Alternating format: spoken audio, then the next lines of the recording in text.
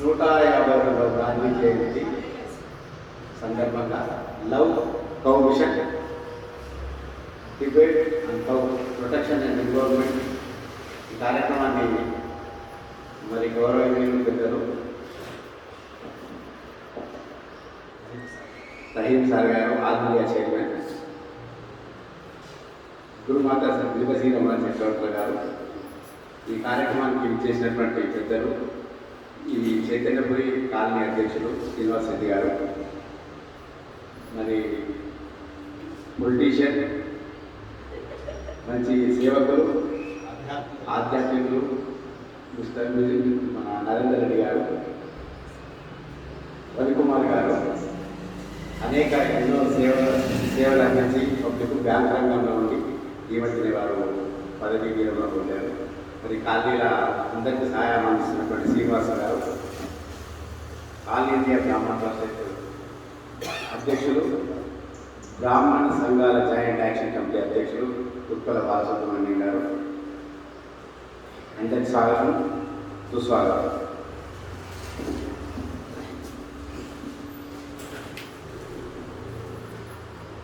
అందరికీ నమస్కారం. ఈరోజు గాంధీ జయంతి సందర్భంగా happy India project love cow mission అనే ఒక కార్యక్రమం ఏర్పాటు చేశారు. దాని చైర్మన్ అయిన రహీం సార్ గారు, అలాగే త్వరలోనే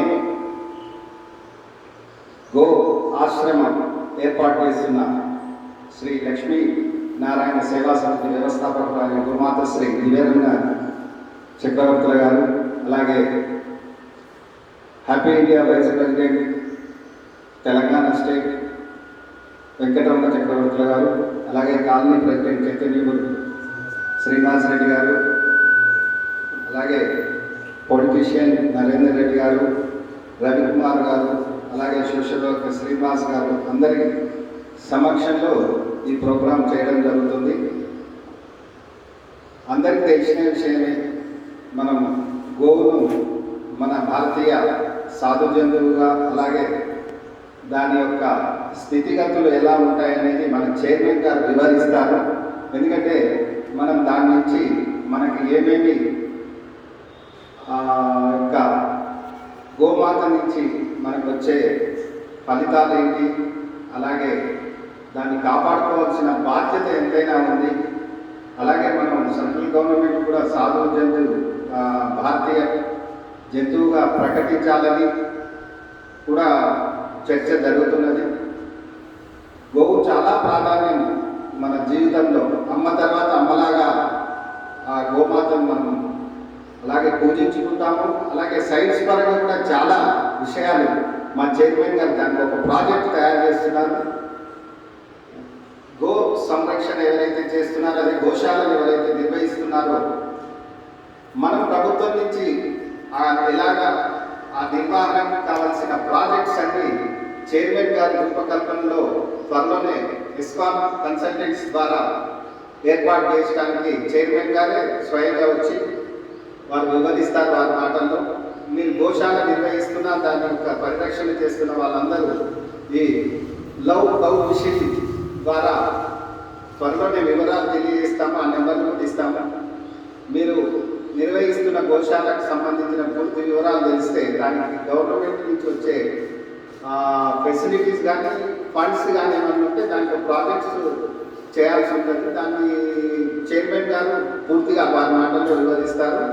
ఇప్పుడు అలాగే గో ఆశ్రమం త్వరలోనే మన దివ్యశ్రీ రమణ గారు ప్రారంభం అనౌన్స్ చేస్తారు. అలాగే వారి యొక్క పూర్తి వివరాలు కూడా వారి మాటల్లో మనం విందాము.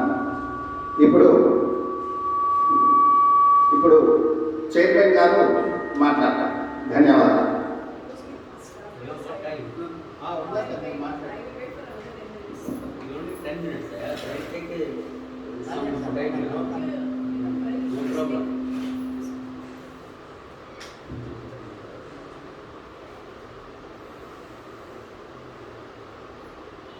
లవ్ కౌ మిషన్ అధ్యక్షుడు మరియు దివ్య గో ఆశ్రయ సెంటర్ చైర్మన్ దివ్యశ్రీ రమణ చక్రవర్తులు మేడం, ఈ ప్రోగ్రామ్ ఏర్పాటు చేసిన త్వరలో ఏర్పాటు చేసిన మన happy India regional general secretary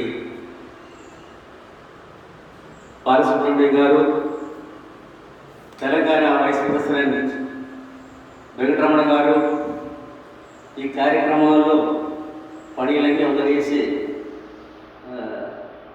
ఇక్కడికి వచ్చేసిన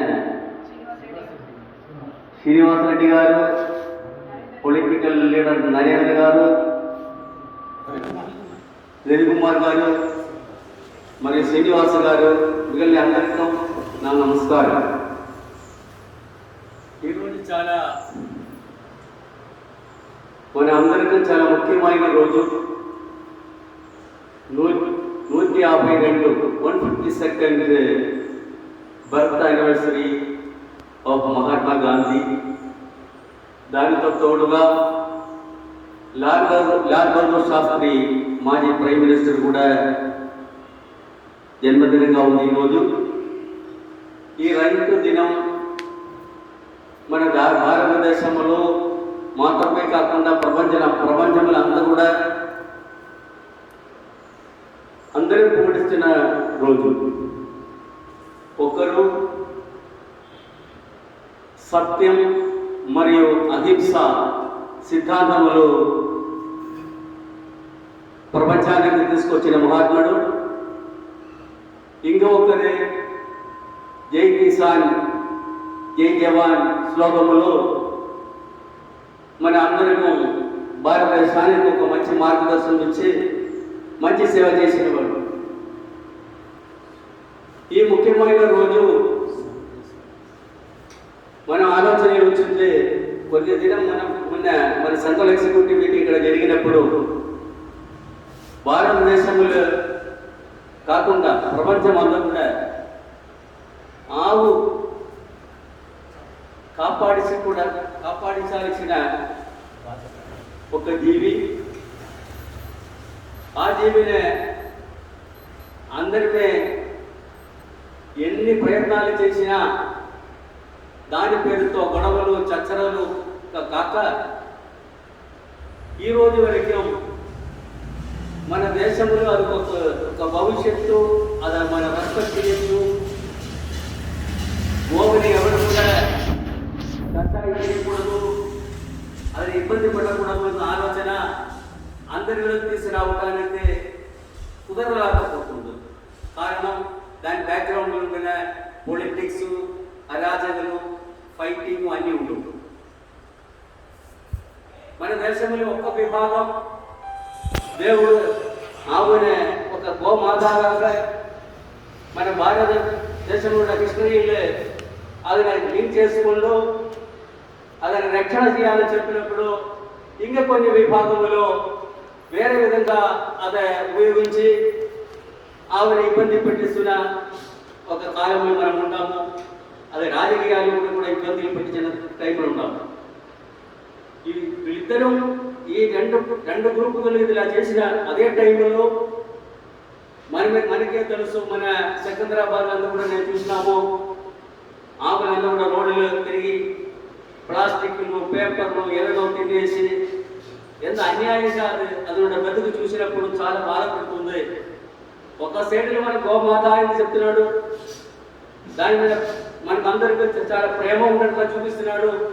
కానీ అలా రోడ్ల తిరగబెట్టి అన్ని విధాలైన ఇబ్బందులు ఇస్తున్నాము.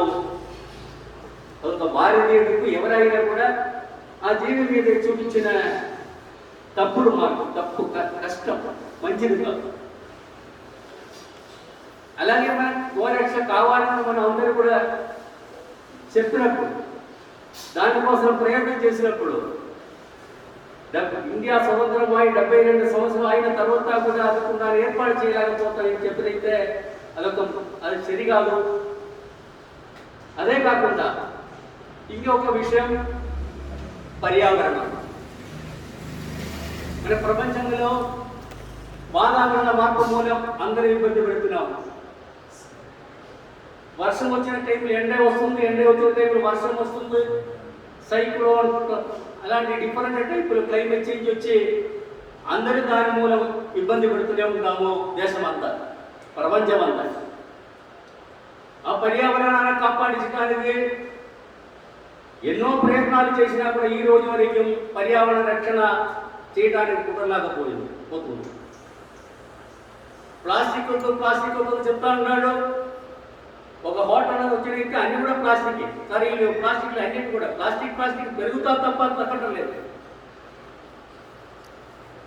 వేరే విధంగా కార్బన్ డైఆక్సైడ్ ఎమిషన్ రెడ్యూస్ చేయాలి, 350 ppm తక్కువగా ఉండాలని అనుకున్నా ఇప్పుడు 415కు పైన పోయింది.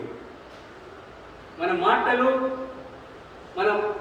మన ప్రాక్టికల్గా చేసిన కార్యక్రమాలు ఎలా ఉందంటే పర్యావరణాన్ని నాశనం చేస్తున్న పరిస్థితులే మనం పోతా ఉంటాం. ఇలాంటి పరిస్థితుల్లో మేము ఇక్కడ సెంట్రల్ ఎగ్జిక్యూటివ్ కమిటీ మీటింగ్లో జరిగినప్పుడు మన భారతదేశం ప్రపంచానికి మార్గం చూపించాలి. ఆ మార్గం చూపించడానికి ఆవు మరి పర్యావరణం ఇది రెండు పరిరక్షణ చేయాల్సిన బాధ్యత మనకు ఉంది. ముఖ్యంగా యువకులకు ఉంది, యంగస్టర్స్ ఉంటుందని చెప్పిన ఒక ఏం మాకు వచ్చింది. ఈరోజు చూడండి, మన హ్యూమన్ బీయింగ్స్ అందరికీ కూడా ఒక నాలెడ్జ్ బ్లాస్ట్ జరిగింది. ఎప్పుడు లేకుండా విధంగా నాలెడ్జ్ ఈరోజు, జ్ఞానం ఈరోజు మన వ్యక్తుల ప్రపంచంలో ఉంది. ఒక నాలెడ్జ్ బ్లాస్టే జరుగుతుంది. కానీ ఆ నాలెడ్జ్ బ్లాస్ట్నే కల్చరల్ ఇవల్యూషన్లో సాంస్కృతికంగా మనం వచ్చిన ఆ ఇవల్యూషన్ క్రమక్రమైన ఆ దానిలో మానవుడు ఎంత దూరం వచ్చినా కూడా, నాలెడ్జ్ అంతా ఉండినా కూడా మనం ఏమీ తెలియలేని వాడుగా, పిచ్చివాడుగా తిరిగి ప్రపంచాన్ని నాశనం చేస్తున్న పరిస్థితి పోతుంది. నిజం చెప్పనైతే దేవుడైనా ప్రకృతి అయినా మన ప్రపంచంలో యువతులకు ఈ రోజున 21st century పీపుల్కు ఒక సవాల్ వేసి ఉంటారు. ఏంటి సవాలు? ఒక్క కాలంలో మన బ్యాక్లు తిరగపోయినైతే మానవ జాతి స్టార్ట్ చేసినప్పుడు ఎలా ఉంటుంది, ఆ పరిణామములు ఏమేమి జరిగింది. కానీ ఆ ఇవల్యూషనరీ ప్రాసెస్ వచ్చినప్పుడు నాలెడ్జ్ లేని కాలఘట్టం చాలా ఉన్నాయి. ఈరోజు అట్లా కాదు. చిన్న బిడ్డకి కూడా నాలెడ్జ్ వచ్చినట్ల ఎన్ని విషయం తెలుస్తుంది. ప్రపంచం ఎట్లా ఉంటుంది, ప్రపంచంలో గాలి ఎలా ఉంటుంది, సాయిల్ ఎలా ఉంటుంది, వాటర్ ఎలా ఉంటుంది, ఎలాంటి మూవ్మెంట్ జరుగుతుంది, ప్రపంచంలో ఎట్లా ఉంటుందని చెప్పి అన్ని విషయాలు తిండి నుండి మిగిలిన అన్ని విషయములు కూడా ఈరోజు మనుషులకు తెలుసు. అర్థం ఏమండి? ఈ రోజుల మనుషులు ఒక సవాల్, challenge given by nature or God. What is that challenge? నువ్వు ఈ భూమిలో సరి చేయకపోతున్నావో, మంచిగా చేయకపోతున్నావా, ఇలా నాశనం చేయకపోతున్నావో? This is the question the nature or God has given to the present generation. కానీ ప్రెసెంట్ జనరేషన్ తయారు చేసిన మనగొట్టి వాళ్ళు. No youngsters are here. I asked Mr. Venkatramana to call his son and let him sit here, but he is also not taking the initiative, because we are spoiling our younger generation. Everybody computer, phone అన్ని విధమైన technology use చేసుకుంటూ దాంట్లో వాళ్ళు 100% మునిగిపోతున్నాడు. Of course ఇంకొక కాలం వస్తుంది, వీడు phone తినేస్తాడా, computer తినేసాడు, ఫుడ్డే అవసరం లేదు, తీసుకుంటూ కూర్చుని అయితే ఫోన్ కొట్టుకుంటూ కూర్చుంటే ఉన్నాడు.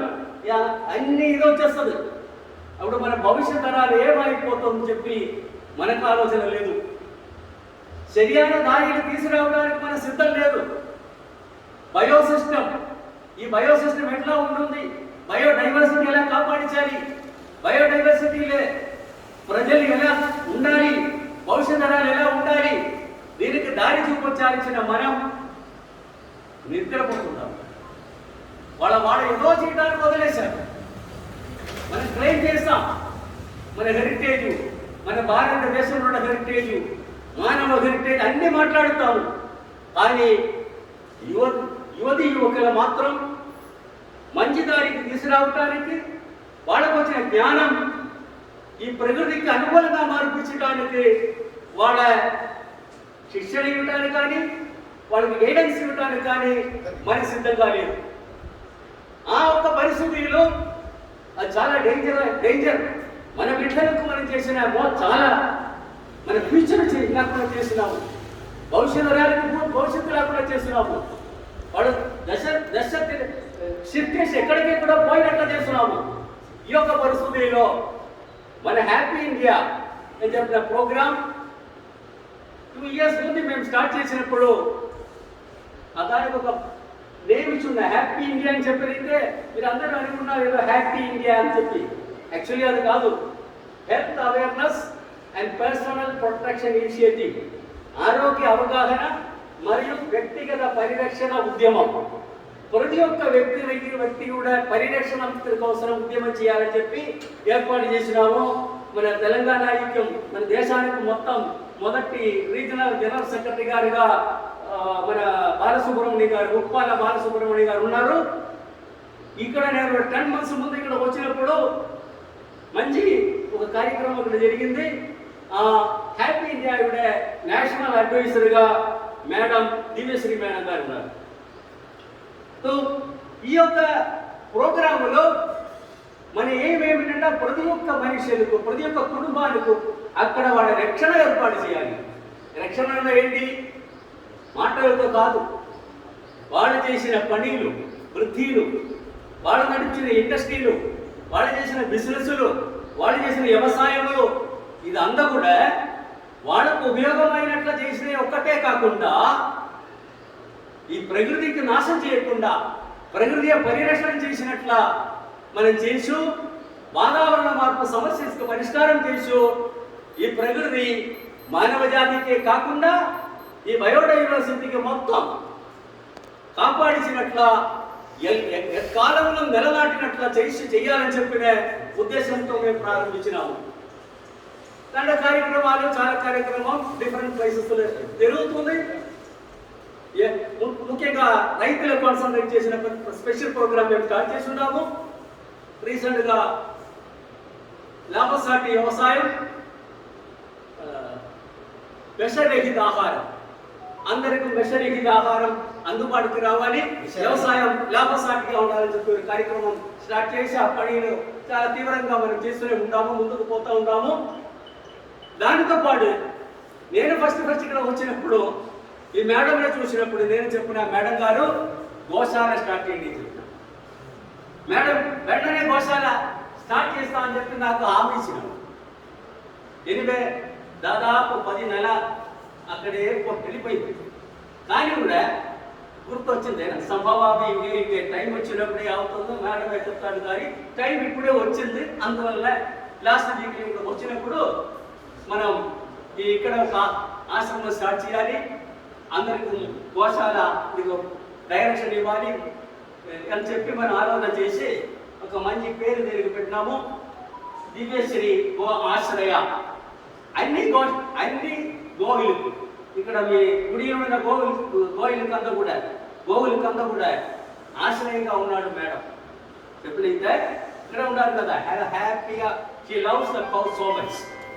సో లవ్ కౌ విషయంలో she is having a simple madam, don't like this thing అంత హ్యాపీగా ఉంటుంది. కాబట్టి ఆ మేడమే మనకు ఒక మోడల్గా ambassador of love cow mission ఒక మోడల్గా రావడానికి అవకాశం దొరికింది. అలాగే మొన్న మనం డిస్కస్ చేసి అక్కడ కూర్చున్నప్పుడు ఈ కౌ ప్రాబ్లం సాల్వ్ చేయాలి ఇండియాలో, ఎట్లా చేసినా there is a lot of problem. ఆ డిబేట్ యాక్చువల్లీ మేడం వెళ్ళిపోవాలి, టైం లేదు. అందుకని దాని గురించి మనం అందరం ఇక్కడ డిస్కస్ చేయాలని చెప్పి మీటింగ్ ఇక్కడ పెట్టినా. నేనే కొద్దిగా సింపుల్గా చెప్పేస్తాం, ఎందుకంటే ఇబ్బంది లేకుండా ఉండాలి. నెంబర్ 1 డిబేట్ రెండు ఇష్యూ ఉంది. Debate on cow protection and environment. Cow protection and cow environment పేరు సంబంధం చెప్తారా సార్? ఉన్నారు కదా. మళ్ళీ అదే మీ ఐడియాస్ చెప్పలేదే కౌ ప్రొటెక్షన్ అండ్ ఎన్విరాన్మెంట్ లాస్ట్లో నేను సమ్అప్ చేస్తాను. పెద్ద సబ్జెక్ట్ అది. ఆ పెద్ద సబ్జెక్ట్ చేసినప్పుడు మీ మైండ్లో ఉంటే తర్వాత తీసుకోవడం మళ్ళీ చెప్తాం. ఇలా మేడం కూడా పోవాల్సి ఉంటుంది, మళ్ళీ చెప్తాం. మనం పోయినప్పుడు వెళ్ళినా కూడా మళ్ళీ చెప్తాం కదా. సో మనం ఈ ఎన్విరాన్మెంట్ పర్యావరణాన్ని కాపాడించాలి, సైమల్టేనియస్గా కవునే ప్రొటెక్ట్. ఇక్కడ కవు ఒక సమస్య రాకూడదు, పొలిటికల్ సమస్య రాకూడదు, జనాలు ఒకరికొకరికి పొట్లాడిన సమస్య రాకూడదు. కవు ఎవరు కూడా మాంసంగా తినకుండా పరిస్థితి మనకు తీసుకురావాలి. అది మన దేశానికి ప్రపంచానికి అవసరం. అది కారణం ఉంది. మన పాత వ్యవహారాన్ని చెప్పక్కర్లా, సైన్స్ యూజ్ చేసి మనం దీనికి పరిష్కారం చేయొచ్చు. దాని details I think she may be able to tell something because I already explain to you. Afterwards I can discuss that. So ఇప్పుడు ఈ సైన్స్ ఉపయోగించి ఒక మమ్మల్ని కొంచెం బండి తొక్కినట్లు మీరు కొంచెం స్పిరిట్ ఇచ్చేసైతే వచ్చి మన ఇండియాకి మార్పులు తీసుకురావడానికి ఛాన్స్ ఉంటుందని చెప్పుకుంటూ ఇంకా చాలా details. So we will discuss. So now madam has to go. So we will hear her. I am just keep. Srinivas Reddy garu.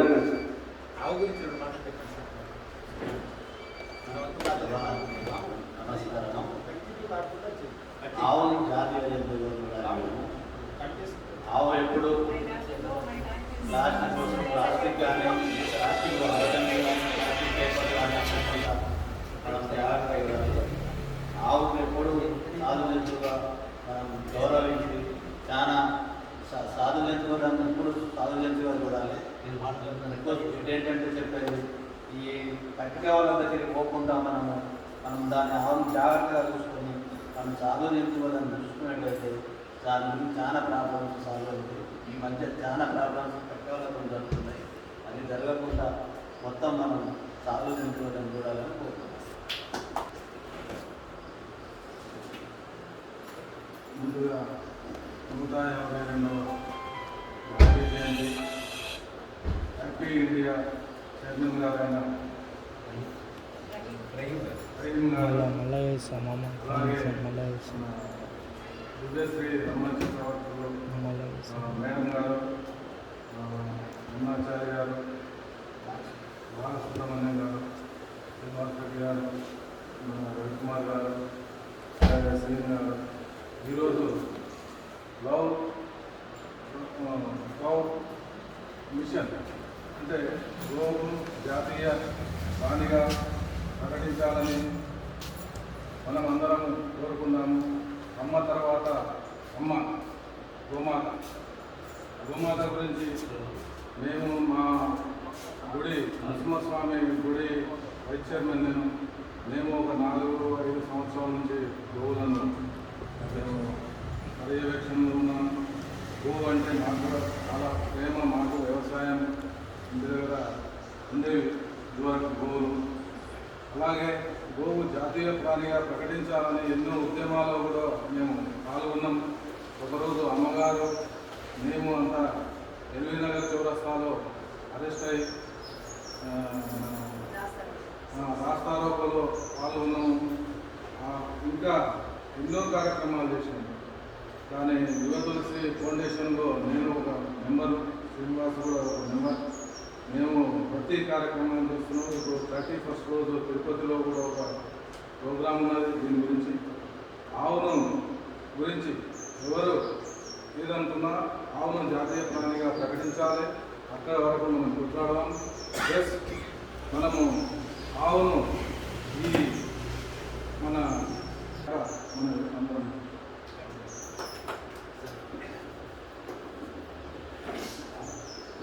152వ Gandhi జయంతి లాల్ బహదూర్ శాస్త్రి గారి జయంతికి హాజరైనటువంటి లవ్ కమిషన్ చైర్మన్ రహీం గారికి, విఎస్వి రమణ మాట్లాడికి, వెంకటరమణ గారికి, అలాగే సుబ్రహ్మణ్యం గారికి, మన colony ex president, ex trust board member of ఈ Narasimhaswamy temple Srinivas Reddy గారికి, president vice chairman Narender Reddy గారికి, అలాగే శ్రీనివాస్ గారికి అందరికీ నా నమస్కారం. ఈరోజు 152వ గాంధీ జయంతి రోజు మన వద్ద అసెంబ్లీ దానికి ఒక చక్కటి reason, that is debate on cow protection and environment, దీని గురించి డిస్కస్ చేయడం ఎంతో రిలవెంట్గా ఉంది, చాలా హ్యాపీగా ఉంది. గాంధీజీకి ఈ లవ్ ఈ మన గోమాతకి కలిపి ఎందుకు ఈ గాంధీ జయంతి రోజు ఈ సిట్టింగ్ మన సమావేశం అరేంజ్ చేశారు అనేది ఆలోచిస్తే ఇది ఇద్దరికి చాలా కామన్ ఫీచర్స్ ఉన్నాయి. గాంధీ మహాత్ముడు అహింస మార్గంలో ఎంతో హింసతో కూడి ఎంతో పోరాటం చేసి సాధించలేని స్వాతంత్రాన్ని గాంధీ మహాత్ముడు సాధించారు అహింసతోటి. అలాగే గోమాత కూడా ఎంతో అహింసతోటి, అలాగే వారు మనం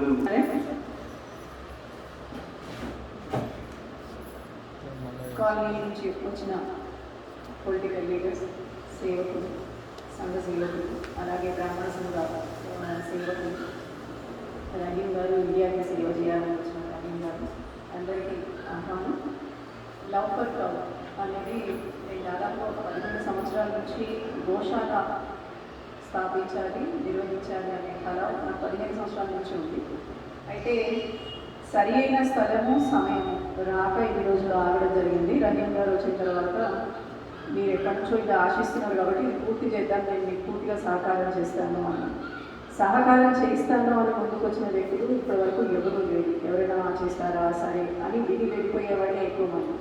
ఎందుకు అని అంటే కనుక అది వాళ్ళకి ఎవరికి ఉపయోగపడనిది అని అనుకుంటున్నారు. కానీ ఒక గోవుని సంరక్షిస్తే పర్యావరణ సంరక్షణ ఖచ్చితంగా జరుగుతుంది. ఒక గోవు లేని రోజున వ్యవసాయం అనేది మనం ఎరువుల ప్రకారం ఏవైతే వాడుతున్నామో అవన్నీ విషరహిత ఆహారం ఎప్పుడు మనం పొందలేదు. ఇవాళ రోజున క్యాన్సర్ కావచ్చు, ఇంకేదైనా కావచ్చు, ఏ రోగమైనా నాది మనం తినే ఆహారం నుంచి మొదలవుతుంది. ఆ ఆహారం వల్ల మనకి ఏమవుతుంది, ఆటోమేటిక్గా మన పిల్లల్లో మందబుద్ధి వస్తుంది. అలాగే ఇప్పుడు పిల్లలందరూ ఎక్కడ చూస్తే అక్కడ బద్దకస్తులుగా తయారవుతుంది. ఎందుకంటే ఆహారం అనేది విషతుల్యమైన ఆహారాన్ని మనం ఇస్తున్నాం. మనం తిన్న ఆహారం ఇవాళ రోజున పిల్లలు తినలేకపోతున్నారు. మనమంతా చెట్ల కాసిన పళ్ళు అలాంటివన్నీ డైరెక్ట్గా కోసుకొని తినగలిగాం. కానీ వాళ్ళ పిల్లలకి వచ్చేసరికి మార్కెట్లో మైనం పూసిన అవన్నీ దొరుకుతున్నాయి. ఇలాంటివన్నిటి నుంచి ఒకవేళ కనుక మనం పర్యావరణాన్ని పరిరక్షించాలి అంటే కనుక ఆ శ్రీకృష్ణ పరమాత్ముడే భూలోకానికి ఏతించి ఆ గోధూళిలో స్నానం చేసి గోవులని సంరక్షించి గోవుకి సేవ చేస్తూ నిత్యం గోవు యొక్క ఘృతాన్ని, అమృతాన్ని సేవించి మన అందరికీ చూపించాడు. ఏమని అంటే గోవుని సంరక్షించండి అయ్యా. గోవు యొక్క ఐశ్వర్యం ఎంతంటే అసలు అప్పట్లో యాదవుని ఎవరు కూడా ఎదిరించలేదు విధంగా వాళ్ళకి సంపద ఉండేదంట. ఎందుకో యాదవులకు అంత సంపద వచ్చింది అంటే ఆ గోవులని సంరక్షించడం వల్ల. గోవులో సకల దేవతలు నిలయమై ఉంటారు. అలాంటి గోవుని కనుక సంరక్షించగలిగితే నీకు అన్నీ వస్తాయి. ప్రతి ఆ గోవు యొక్క రోమములో ఎన్ని రోమాలు ఉంటాయో శరీరంలో అన్ని వేల సంవత్సరాలు గోలోకంలో నివాస స్థానం ఏర్పాటు చేసుకోవచ్చు. అయితే ఎవరు గోవుల గురించి ఏదైనా చేస్తున్నామో, గోవు గురించి మేము ర్యాలీ చేయాలి, లేకపోతే గోవు గురించి ధర్నా చేయాలి, గోవు గురించి ఏదైనా చేయాలి, దాని గురించి రకరకాల సభలు జరుగుతున్నాయి. అంటే మన భారతదేశంలో ఎక్కడ జరిగినా వాటికి వెళ్ళడం, వాటి గురించి లెక్చర్స్ చేయడము, వాటి గురించి తెలియజేయడము. ఎందుకంటే తెలియని వాళ్ళకి ఇంత ఊళ్ళో ఏమవుతుంది, అందరూ వ్యవసాయం చేస్తూ ఉంటారు, గోవులు ఉంటాయి, గోవులు ఇంట్లోనే ఉంటాయి, వాళ్ళకి పెద్దగా దాని గురించి విలువ తెలియదు. ఆ గోవులు ఏంటి, వాళ్ళకి ఏమేమి ఇస్తున్నాయి అనేది విలువ తెలియదు. అలాంటి వాటి గురించి కనుక మనం గ్రామాలలో ఎక్కడో గోశాల అనేది ఒక సిటీలోనో ఎక్కడో పెట్టేసేసుకొని కూర్చుంటే పెద్ద ఉపయోగం లేదు దానివల్ల అనేది నా విశ్వాసం. దానివల్లే ఈ రోజు నుంచి నేను సిటీలో గోశాల పెట్టాను. అయితే గోవుని గోశాలని గ్రామంలో నిర్వహించడం వల్ల దానికి ఆధారితమైన డబ్బు వల్ల వచ్చే ఎరువు ఏదైతే ఉంటుందో అక్కడే వ్యవసాయానికి ఉపయోగపడుతుంది. అందరికీ రైతులకి ఫ్రీగా దాన్ని ఇవ్వడం వల్ల, అలాగే దాని మూత్రాన్ని చెట్ల మీద పిచికారీ చేయడం వల్ల ఉన్న పురుగులు చనిపోతాయి. సో ఆటోమేటిక్గా మనము గోశాల నుంచి వచ్చిన ప్రతి ప్రోడక్ట్ని రైతులకి వినియోగించడానికి అవకాశం ఏర్పడుతుంది. ఊళ్ళలో ఉన్న పిల్లలకి పాలు ఇలాంటివన్నీ ఇవ్వడానికి కూడా అవకాశం ఉంటుంది. లాల్ బహదూర్ శాస్త్రి గారు జై జవాన్ జై కిసాన్ అన్నంత మాత్రాన సరిపోదు. మళ్ళాంటి వాళ్ళు చదువుకున్న వాళ్ళందరూ దీని గురించి కొంత సమయాన్ని వెచ్చించగలిగితే మన పిల్లలకి కూడా మనం నేర్పించాలి అని ఇందాక రహీం గారు చెప్పారు. మా పిల్లలకి మేము ఖచ్చితంగా ఇవన్నీ నేర్పించామండి. చిన్నప్పటి నుంచి మా పిల్లలు 1 year అప్పటి నుంచి నేను చేసే ప్రతి సేవా కార్యక్రమాల్లో పాల్గొన్నారు. నేను చేసే దానాలు, ధర్మాలు, పూజలు, యాగాలు, వ్రతులు అన్నింటిలో మా పిల్లల హస్తం ఖచ్చితంగా పూర్తిగా ఉంది. అందుకని వాళ్ళకి నేను చేసే సంస్కృతి, సాంప్రదాయము వీటి అన్నిటి విలువ తెలుసు. ఇంట్లో కూడా గోవుల్ని పెంచడం జరిగింది. వాళ్ళ పిల్లలతో కూడా పెంచి దానికి సేవ చేయించడం నేర్పించాను. కాకపోతే వాళ్ళ చదువుల రీత్యా కొంత ఎగ్జామ్స్ అవ్వడం వల్ల బిజీగా ఉండి ఇప్పుడు కూర్చోబెట్టడానికి అవకాశం దొరకలేదు. అంటే అంతకు మించి లేదు. రహీం గారు మీరు ఇందాక అన్నారు కాబట్టి సామాన్లు జనరల్గా చెప్పారు. మీరు జనరల్గా కూడా మీరు చెప్పిన దాంట్లో నిజంగా చాలా అవసరమైన విషయం ఉంది. నిన్న కూడా ఎవరో అమెరికా నుంచి ఒక అమ్మాయి వచ్చింది కలవడానికి. ఆ అమ్మాయి కూడా ఏం చెప్పిందంటే, అమ్మ మీరు చేసే కార్యక్రమాలు మీ పిల్లలు వెనకాల కనిపిస్తారు, కానీ మా పిల్లలకి అసలు ఈ విషయాలే తెలియదు. కాబట్టి మీరు ఈసారి సమ్మర్లో మేము ఇండియాకి వస్తామంటే జనవరి టైంలో వాళ్ళకి వెకేషన్ ఉంటుంది. ఆ టైంలో మేము ఇండియాకి వస్తాము. మీరు ఏదైనా కార్యక్రమం చేపట్టండి, మా పిల్లల్ని దాంట్లో మీ వెనకాల వర్క్ చేసేలాగా చేస్తాము. సో దట్ వాళ్ళకి సేవా కార్యక్రమాలన్నిటికీ అలవాటు పడతాయి అని చెప్పి నేను నిన్న ఉండగా ఒక అమ్మాయి వచ్చింది. ఆ అమ్మాయి నన్ను రిక్వెస్ట్ చేస్తూ ఉండేది అనమాట. అంటే మన పిల్లలకి అలవాటు చేయాలి అనే విషయం ప్రతి తల్లిదండ్రులకి తెలుసు, కానీ దాన్ని ఎలా చేయాలి, అలాంటి అవకాశాలు ఎక్కడ లభిస్తాయి అనేది ఎవరికి తెలియకపోవచ్చు. కానీ మనం కనుక పిల్లల్ని ఈ బయోమెడికల్స్ లేకపోతే బయోకెమికల్స్ ఇలాంటివన్నిటికీ కెమికల్స్ అనే పాయింట్ నుంచి బయటికి తీసుకెళ్ళగలగాలి అంటే మన ప్రపంచాన్ని ఉద్ధరించిన వాళ్ళం అవుతాము. న్యాచురల్ క్యాలమైటీస్ కింద రహీం గారు చెప్పినట్టు న్యాచురల్ క్యాలమైటీస్ ఎందుకు వస్తాయి? మనం ఎంతసేపు విషరహిత ఆహారము విషాన్ని ఎక్కువగా ప్రొడ్యూస్ చేస్తున్నాము, అంతా కార్బన్ డైఆక్సైడ్ని ఎక్కువ ప్రొడ్యూస్ చేస్తున్నాం. కాబట్టి సూర్యుడి నుంచి కూడా మనకి లభించే వెలుగు నుంచి కూడా మనకి రేడియేషన్ వచ్చే విధంగా మనం ఇక్కడ ప్రకృతిని తయారు చేసాం. ఆ ప్రకృతిని తయారు చేసిన వాడు మనమే. కాబట్టి దాన్ని మళ్ళీ దానికి మందు వేయాల్సిన వ్యక్తులను కూడా మనమే. అందుకని గోవుని పరిరక్షణ, గోవుని కనుక ఆధారిత సేవగా తీసుకుంటే కనుక వ్యవసాయ ఆధారితంగా గోవుని తీసుకున్నా సరే, లేకపోతే గోవుని పరిరక్షించడం వల్ల మనకి ఆరోగ్యం వస్తుందని ఆలోచించినా సరే, గోవు నుంచి వచ్చిన ప్రొడక్ట్స్ ద్వారా మనం అనేక రకాల రోగాల్ని నిర్మూలించడానికి గోవుని పరిరక్షించినా సరే, లేకపోతే అయ్యో గోవు రోడ్డు మీద ఉంది, ఆ గోవుని మనం పరిరక్షిద్దాము, దానివల్ల మన పితృదేవతలు తరించబడతారు అని ఆలోచించి చేసినా సరే, అంటే మీరు ఏ విధంగా ఆలోచించినా గోవు సేవ చెయ్యను అనడానికి ఒక అవకాశం లేదు. ప్రతి ఒక్క వ్యక్తి గోవుని తనకి సంబంధించినదిగా తీసుకుంటే ఖచ్చితంగా ప్రతి ఇంట్లో ఒక గోవుని కనుక మనం పాలన చేయగలిగితే గడ్డి పెంచేవాళ్ళు పెరుగుతారు, పాలు ప్రొడక్షన్ పెరుగుతుంది, అలాగే నెయ్యి ప్రొడక్షన్ పెరుగుతుంది. దానివల్ల దాన్ని చంపి తినాలనుకున్న ప్రతి వ్యక్తి కూడా దాన్ని పెంచి వ్యాపారం చేయడం మొదలు పెడతాడు. అలా గోవుని సంరక్షించడానికి ఉపయోగపడతాం మనం. ఒకవేళ గోవు యొక్క ప్రొడక్ట్స్ని డిమాండ్ చేయడం మొదలు పెడితే మన పిల్లలకి గోవు యొక్క ప్రొడక్ట్స్ని అలవాటు చేయాలి, గోవు ప్రొడక్ట్స్ని డిమాండ్ చేయడం అలవాటు చేయాలి. ఆ గోవుని సంరక్షించడానికి కావాల్సిన మార్కెట్ని మనం క్రియేట్ చేయాలి. మనం ఎన్ని ర్యాలీస్ చేసినా ఏం చేసినా ఇది దాదాపుగా ఎన్నో సంవత్సరాలు ఇందిరాగాంధీ సమయం నుంచి జరుగుతున్నాయి ఈ ర్యాలీస్. ఇవన్నీ సక్సెస్ అవ్వాలి అంటే కనుక డిమాండ్ పెరగాలి, మార్కెట్లో ప్రొడక్ట్స్ డిమాండ్ పెరగాలి. ఆ డిమాండ్ పెరగడానికి కావాల్సిన డిమాండ్ని మనం క్రియేట్ చేయాలి అనేది నేను చాలా పూర్తిగా విశ్వసిస్తాను. అందుకని దీని గురించి అన్ని ఊళ్ళకి వెళ్ళి లెక్చర్స్ ఇస్తూ ఉంటాను. దాదాపుగా ప్రతి ఫ్రైడే గత 15-20 సంవత్సరాల నుంచి లెక్చర్స్ ఇస్తున్నాను. వాళ్ళకి ఊళ్ళో వెళ్ళి లక్ష్మీ పూజ ద్వారా గోవు గురించి, అలాగే మన సాంప్రదాయాల గురించి, వాటి విలువల గురించి తెలియజేయడం. ఎందుకంటే గోవుని పరిరక్షించాలని ఒకే ఒక ఉద్దేశంతో దీనికి ఇవాళ హ్యాపీ ఇండియా కూడా అండగా నిలబడి రహీం గారు పూర్తి సహకారాన్ని అందజేస్తానన్నారు. అది వారి సంప్రదాయాల. ఇలాగే అందరికీ సహాయం చేయాలని చెప్పి ఎవరైతే గోవు గురించి ఏదైనా చేయాలనుకుంటున్నారో హ్యాపీ ఇండియా ద్వారా వారందరికీ సహాయ సహకారాలు అందించాలి అనేది నా సలహా. తప్పనిసరిగా ఇది పాటించాలని కోరుకుంటున్నాను.